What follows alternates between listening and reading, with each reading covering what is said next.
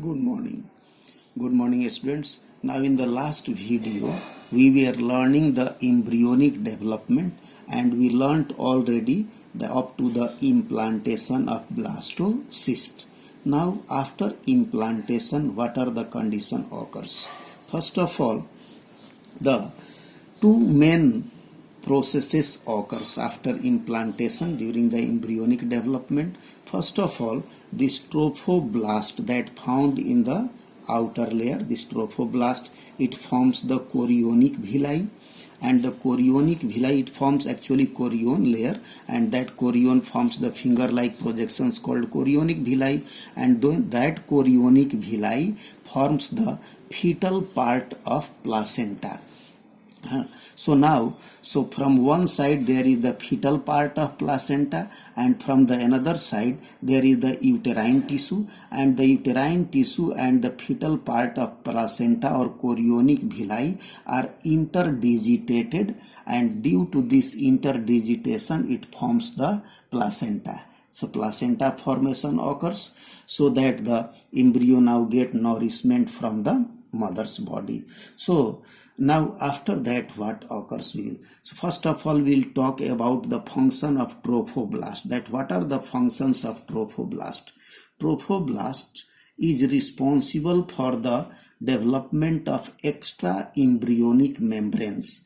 There are the amnion and chorion. These are the two extra embryonic membranes. Actually, first this trophoblast divides into two parts, means it forms the two-layered trophoblasts. So in the beginning, this trophoblast become two-layered, and the outer layer forms the chorion or chorionic villi, and the inner layer forms the amnion. So these are the extra embryonic membranes that surrounds the embryo and give the protection.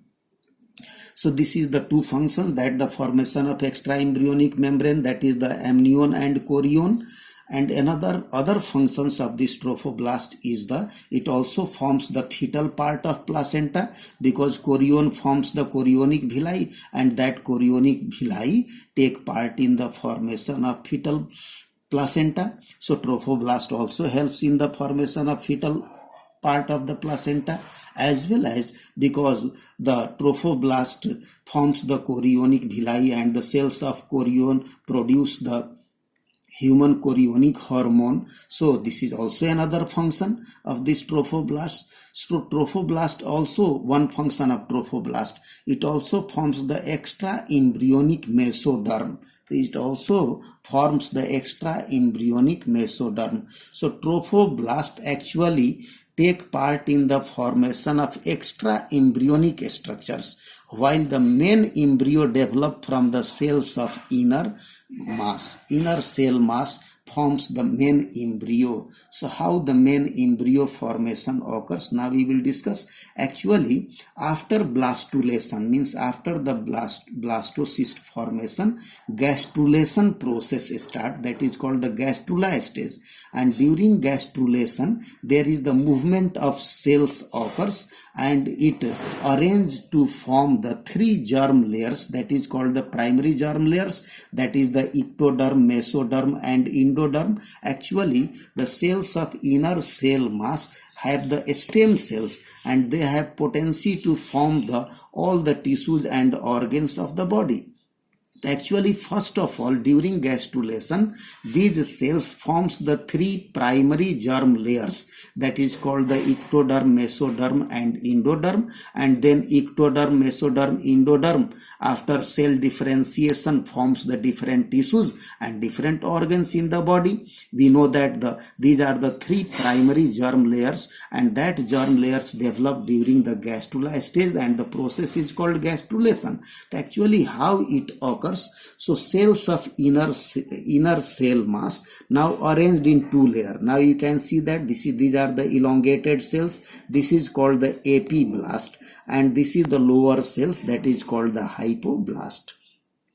This hypoblast is the beginning of endoderm. So this forms the embryonic endoderm. So embryonic endoderm develop from this hypoblast.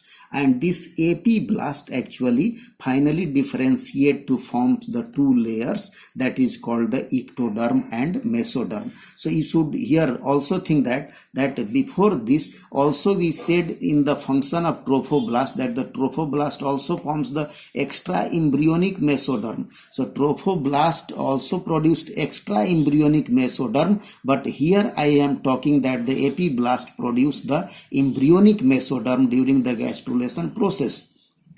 So this inner cell mass forms the two layers, that is the epiblast and the hypoblast. This hypoblast forms the endoderm and the epiblast forms the ectoderm and mesoderm, and these are the three primary germ layers, and these primary germ layers finally forms the different tissues. For example, you learn in class 11 also that the ectoderm will produce the nervous tissue as well as some epithelial tissue also. Likewise, the mesoderm take part in the formation of connective tissue and the muscular tissue. Likewise, this endoderm take part in the formation of the lining of endoderm, lining of alimentary canal. So finally, these ectoderm, mesoderm and endoderm, these three primary germ layers develop from this inner cell mass, and that primary germ layers finally forms the different tissues and organs in the body. Now you see this diagram you see here, actually there you can see that this is the embryonic endoderm. This is called the embryonic endoderm that develop from the hypoblast. This is the hypoblast layer and this is the epiblast layer. So from this hypoblast finally this is called the embryonic endoderm, and actually this embryonic endoderm now forms the gut, forms a tube that is called the gut or the primitive gut, you can say that. So this is the gut developed from this endoderm. This is the embryonic endoderm.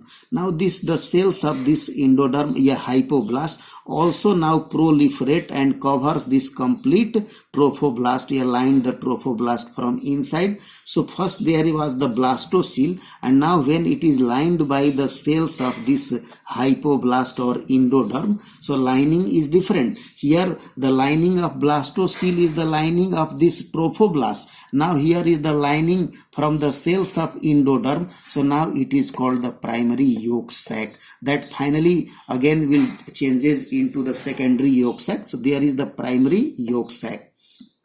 Now here you can see the cells of trophoblast now differentiate to forms the amniogenic cells, and these amniogenic cells take part finally in the formation of amnion. That in the beginning I said that the trophoblast differentiate into two layers, and the outer layer forms the chorion and inner layer forms the amnion, and this new cavity developed that is called the amniotic cavity. Actually embryo is in this amniotic cavity, it is filled with amniotic fluid and this embryo float in this amniotic fluid. So from this epiblast that the ectoderm and mesoderm will develop, and from this hypoblast that the endoderm, and this embryonic endoderm now forms the tube-like structure that will be the gut, that the primitive gut will develop, and now this is the primary yolk sac. Now you can see the final structure here. You can see that this is the embryo, this one is the embryo, this is the embryo, and this is the embryonic gut that developed from this endoderm, and endoderm developed from the hypoblast. So this is the embryonic gut, and this is the actual embryo. This embryo surrounded by this amniotic fluid. This is the amniotic fluid we discussed here. This is the amniotic fluid, and now these are the layers that surrounds the embryo. These are the extra embryonic membranes, the outer membrane. Now you can see this is the outer membrane. This outer membrane is called chorion. This chorion forms here the chorionic villi, you can say, that take part in the formation of placenta. So this is the chorion. So chorion actually consists of two layers. Outer layer is the trophoblast layer. Trophoblast, now one thing also you should remember, that the trophoblast is also called trophoectoderm, also we say trophoectoderm, because you can see in some book that there will be written that the ectoderm, but actually that is the trophoectoderm. So this chorion made of two layers, that is the outside is the trophoectoderm, a trophoblast we can say a trophoectoderm, and from the inside it is lined by the extra embryonic mesoderm. So this extra embryonic mesoderm also developed from the trophoblast. The extra embryonic mesoderm is developed and is different, and the embryonic mesoderm that developed from the epiblast is different. So this is the extra embryonic mesoderm. So these two layers forms the chorion, means the from outside this is the trophoectoderm, a trophoblast, and from inside there is the extra embryonic mesoderm.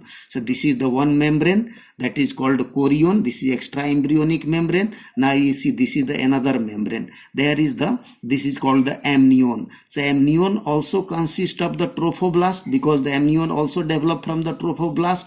That from inside it is the trophoectoderm. This is the trophoectoderm. Yeah, trophoblast also you can say. And from outside there is the extra embryonic mesoderm. This is the means this amnion also consists of the two layers, that is the inside is the trophoectoderm, a trophoblast, and outside that red dot you can see that the outside is the extra embryonic mesoderm. So this is the amnion and chorion. Now you can see this is the two structure, that is the one is the allantois, another one is the yolk sac. This is called the extra embryonic sacs, क्योंकि embryo से बाहर है, तो this is the extra embryonic sac, and actually these sacs develop from the embryonic gut. This embryonic gut से develop हुआ, this is the embryonic gut. So this is the allantois. Allantois also consists from inside there is the endoderm, and outside this is the extra embryonic mesoderm. Likewise this yolk sac also consists from inside there is the endoderm, and outside is the extra embryonic mesoderm. So this is the fetal membranes now here, extra embryonic membrane and the extra embryonic sacs. So because these sacs are also membrane lined structure, so all four are called the extra embryonic membrane. So this is the embryo, and after that the placenta develop, and placenta already developed, and the embryo getting the nourishment, and embryo develop here, and finally after development that the parturition or delivery of the baby occurs. Thank you.